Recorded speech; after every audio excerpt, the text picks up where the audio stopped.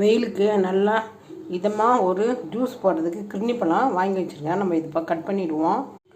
அது கட் பண்ணி இந்த விதையெல்லாம் நான் எடுத்து க்ளீன் பண்ணி வச்சுட்டேன். சர்க்கரை, நாட்டு சர்க்கரை எதுவும் நமக்கு பிடிக்குதோ அது தேவையான அளவு போட்டு மிக்சியில் அரைச்சிக்கிட்டு வந்துடலாம். நான் கொஞ்சம் குறந்தான் அரைப்போம், ரொம்ப நைஸாலாம் நாங்கள் அரைக்கிறதில்ல. இதில் கொஞ்சமாக ஐஸ் க்யூப்ஸ் போட்டு வச்சுருக்கிறேன். நாங்கள் ரொம்ப ஐஸ் போட வேணாம் அப்படின்ட்டு, சளி பிடிச்சிரும் வேறு. இந்த வெயிலுக்கு நிறைய ஐஸு சாப்பிட்டோம்னா சளி பிடிச்சிரும். தண்ணி ஊற்றி நம்ம அரைக்க தேவையில்ல.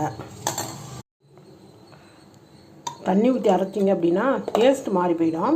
நமக்கு தண்ணியாக வேணுன்றதுனால தண்ணி ஊற்றி அரைக்க தேவையில்ல. நம்ம அரைச்சாலே அது சர்க்கரை போட்டு அரைக்கும் போதே அது நல்லா தண்ணியாகிடும்.